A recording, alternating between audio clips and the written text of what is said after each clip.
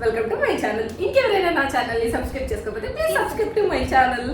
So ఈ video వచ్చేసి నా పర్సనల్ లైఫ్ గురించి, నా పెళ్లి గురించి ఎస్పెషల్గా.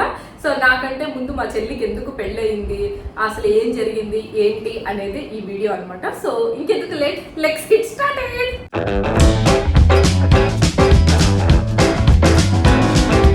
రీసెంట్ గా నేను మా చెల్లి కలిసి గోల్డ్ వీడియో చేసామన్నమాట. దాని కింద నుంచి మెసేజ్లు స్టార్ట్ అయ్యాయి. మీకు ఎందుకు పెళ్లి కాలేదు, ఫస్ట్ మీ చెల్లికి ఎందుకు పెళ్లి అయింది, మీ చెల్లి ఓన్ సిస్టరా కాదా, ఇలాంటివి చాలా అంటే చాలా క్వశ్చన్స్. సో చాలా మంచిగా పెట్టారండి. చాలా మంది పెద్దవాళ్ళు కూడా పర్సనల్ గా కూడా మెసేజ్లు చేస్తున్నారు అనమాట. చాలా చక్కగా ఉన్నారు, పెళ్లి చేసుకోండి అమ్మా, ఇలా టైం వేస్ట్ చేయొద్దు, అలా చేయొద్దని మంచి మంచి సలహాలు ఇస్తున్నారు. కొంతమంది ఏంటంటే సూటిపోటిగా మాట్లాడుతున్నారు, మీకు ఇంకా ఎందుకు పెళ్లి కాలేదు అలా ఇలా అని చెప్పి. సో ఓకే, అన్ని మెసేజ్లు నేను చాలా పాజిటివ్ గా తీసుకుంటున్నాను. ముందుగా మీ అందరికీ చాలా చాలా చాలా థ్యాంక్స్. మీ ఇంట్లో అమ్మాయిగా భావించి అందరూ మంచి మంచి మెసేజ్లు, అంటే కొంతమంది చాలా క్యూరియాసిటీగా అడిగారు అనమాట. మీరంతా సో స్వీట్.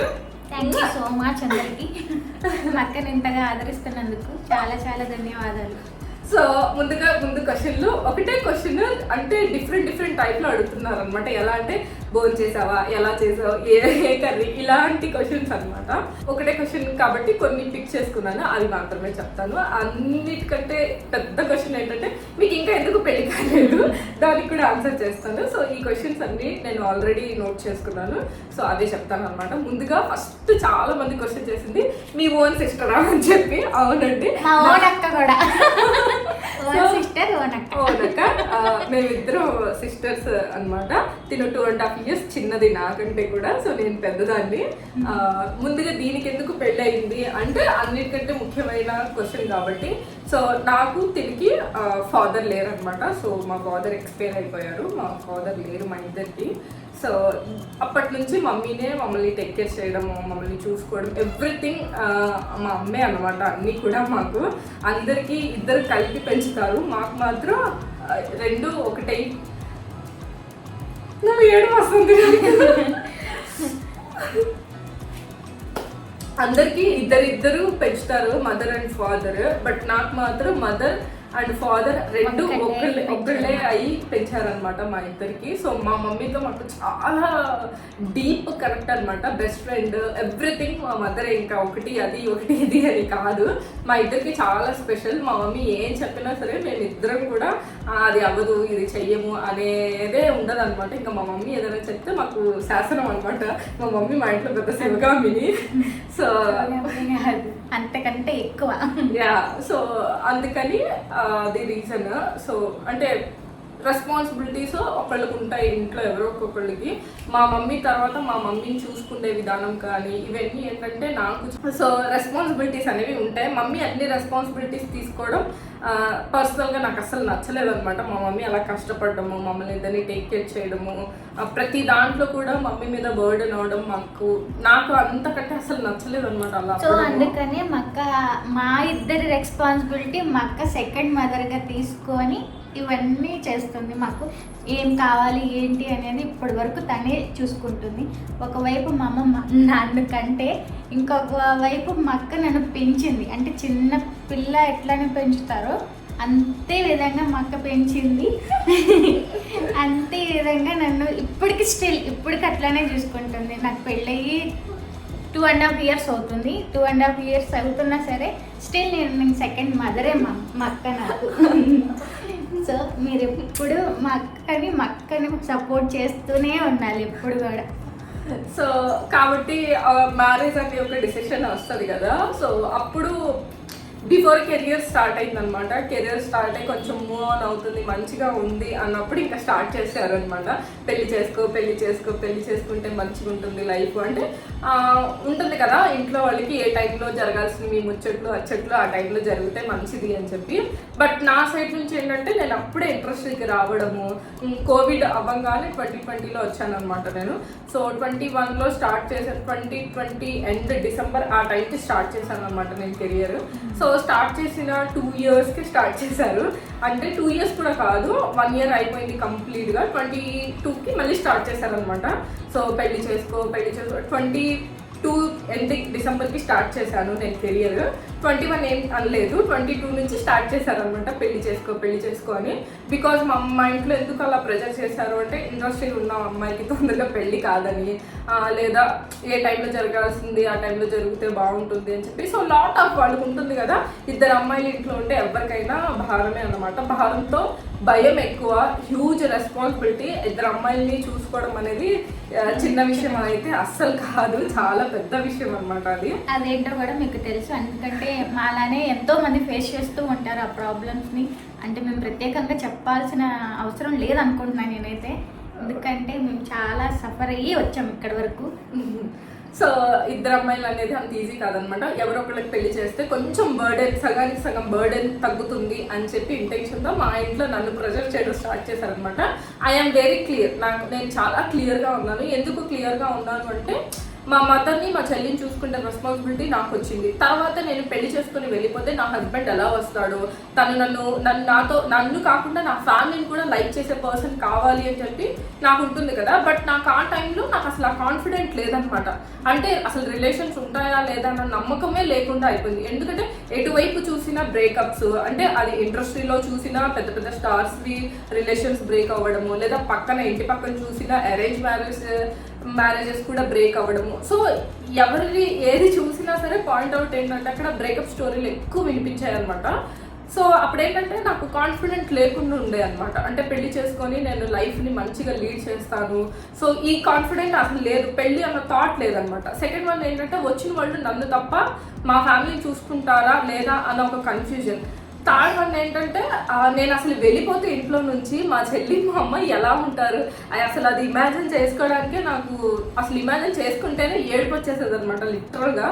నాకు ఎందుకో నేను చాలా స్ట్రాంగ్ అనిపించలేదు. ఇప్పుడు మాట్లాడుతున్నా నాకు షివరింగ్ వస్తున్నాయి, కాళ్ళు అడుగుతున్నాయి.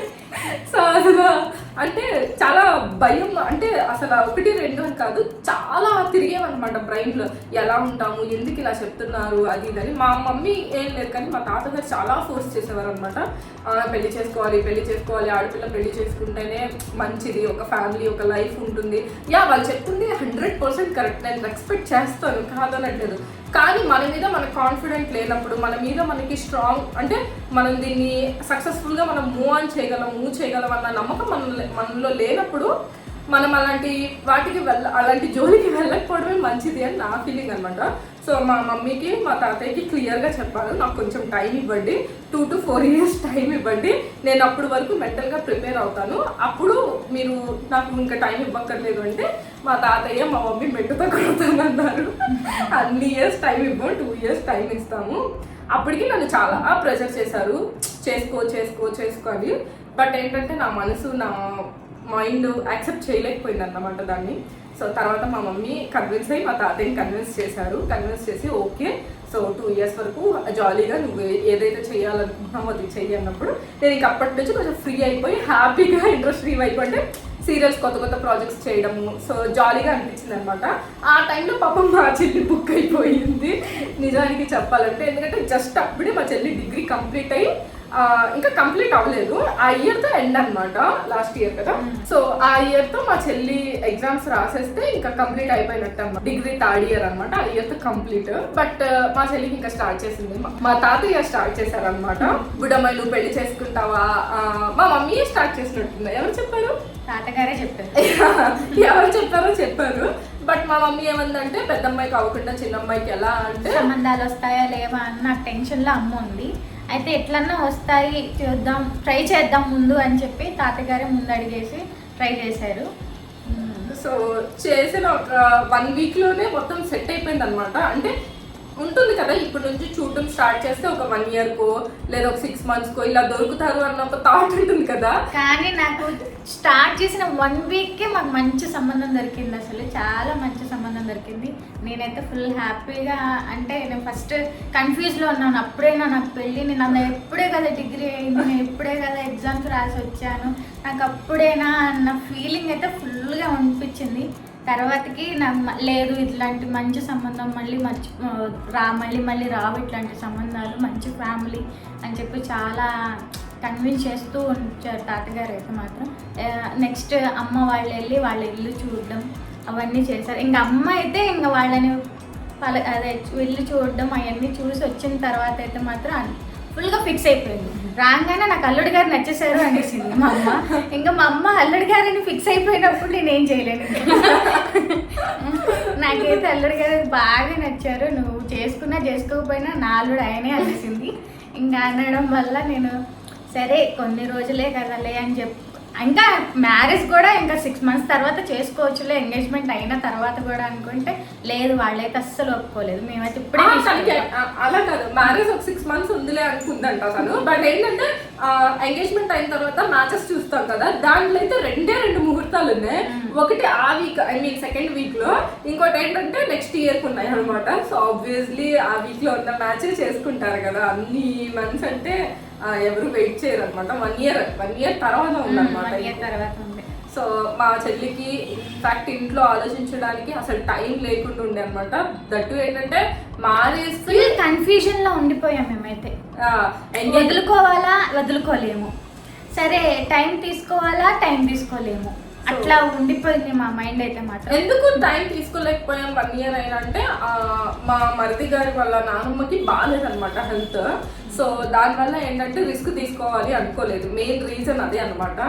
మా చెల్లికి ఎంగేజ్మెంట్కి మ్యారేజ్కి just 12 days gap, just 12 days gap అనమాట అంతే. సో ఆ గ్యాప్ కాకుండా మిగతా నెక్స్ట్ ఇయర్లో మ్యాచ్ తీసుకుంటే కనుక ఏంటంటే చాలా ఎక్కువ టైం అయిపోతుంది. సో ఎందుకంటే మళ్ళీ నాన్నమ్మకి ఏదైనా అయితే ఈ గ్యాప్లో మళ్ళీ నెక్స్ట్ 2 years వెయిట్ చేయాల్సి వస్తుంది అనమాట. సో దానికంటే ఫస్ట్ ముహూర్తం ఏదైతే ఉందో దానికే చేద్దామని చేసేసారనమాట.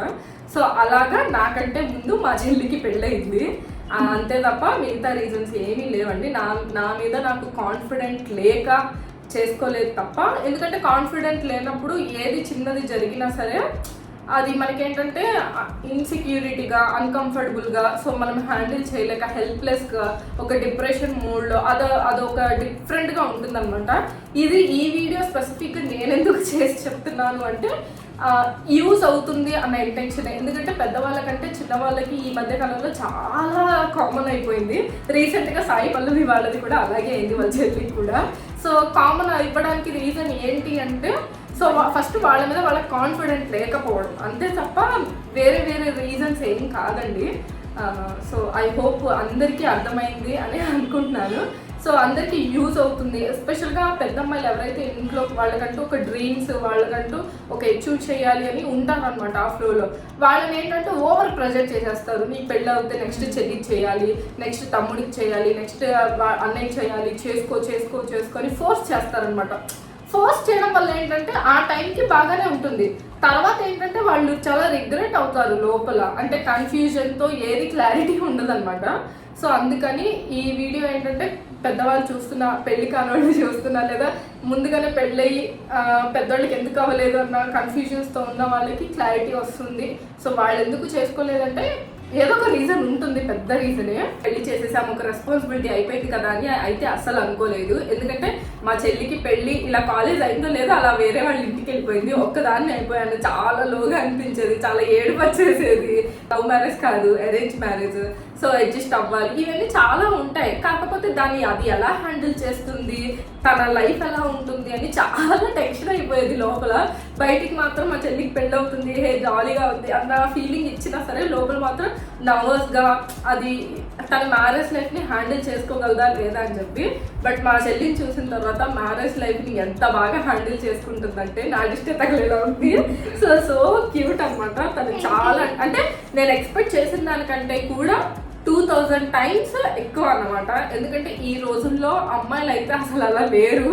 దట్టు ఏంటంటే ఇంట్లో ఒకలా ఉంటారు అమ్మాయిలు, ఫ్రీడమ్గా వాళ్ళ ఇష్టం వచ్చింది తినడం, వాళ్ళకి ఇష్టం వచ్చినట్టుగా ఉండడం. అసలు వాళ్ళకి ఏమి అది చేయకు ఇది చేయకు అనేది ఏమీ ఉండవన్నమాట. అంటే ఆబ్లిగేషన్స్, రిజిస్ట్రేషన్స్, కండిషన్స్ ఇట్లా ఏమి ఉండదన్నమాట. అన్కండిషన్ ఫ్రీడమ్ ఉంటుంది. సేమ్ టైం అత్తమామ ఇంటికి వెళ్ళిన తర్వాత చాలా రెస్పెక్ట్స్ చేయాలి, చాలా ఉంటాయి, 1-2 కాదు. దట్టు మా చెల్లి వాళ్ళ ఫ్యామిలీ చాలా పెద్దది, అసలు అన్ఇమాజిన్ అనమాట. ఏదైనా ఇంట్లో ఫంక్షన్ జరిగితే బయట వాళ్ళని పిలవక్కర్లేదు, వీళ్ళ ఫ్యామిలీ ఉంటారు. ఎంతమంది ఉంటారు బాను? 200 members ఉంటారు. దానికంటే ఎక్కువ ఇప్పుడు పిల్లలు కూడా వచ్చినారు కాబట్టి. సో అది విషయము. వాళ్ళు అరేంజ్ మ్యారేజ్ అయినా చాలా బాగా చూసుకుంటున్నారు మా చెల్లిని, చాలా బాగా టేక్ కేర్ చేస్తారు. నాకు ఇప్పుడు కాన్ఫిడెంట్ వచ్చింది, ఓకే ఒక మ్యారేజ్ లైఫ్ అనేది ఎక్కడ కట్ చేయాలి, ఎక్కడ ఏది వదిలేయాలి, ఎక్కడ ఏది పట్టుకోవాలి అనేది మా చెల్లిని చూసిన తర్వాతే నాకు కాన్ఫిడెన్స్ అనేది వచ్చింది అనమాట. సో ఇప్పుడు నేను కొంచెం అంటే మమ్మీని ఎలా చూసుకుంటారు అంటే వాళ్ళ ఫ్యామిలీ లిటరల్ గా వాళ్ళ ఓన్ సిస్టర్ వచ్చి వెళ్తుంటే ఎట్లా ఫీల్ అవుతారు. మా మామయ్య అలా ఫీల్ అవుతారు. మా మరిది గారు కూడా సో స్వీట్ అన్నమాట. నిజంగా వాళ్ళ మమ్మీని ఎలా చూసుకుంటారో అలాగే చూసుకుంటారు అనమాట. చాలా బాగా మాట్లాడిస్తారు, చాలా బాగా టేక్ కేర్ చేస్తారు. సో నాకు అప్పుడు అనిపించింది అందరూ ఒకలా ఉండరు, అందరు మైండ్ సెట్ ఒకలా ఉండదు. సో అప్పుడు నా మైండ్ సెట్ని నేను మార్చుకున్నాను అనమాట. అంటే అసలు మా లైఫ్లో అబ్బాయిలు రావడం కానీ, అంటే ఒక ఫ్యామిలీ అటాచ్ అవ్వడం కానీ అసలు మాకు తెలియదు అనమాట. ఎందుకంటే మాకు అమ్మమ్మ హౌస్ కూడా లేదు. సో అమ్మమ్మ ఇల్లు లేని వాళ్ళకి ఆ పెయిన్ తెలుస్తుంది.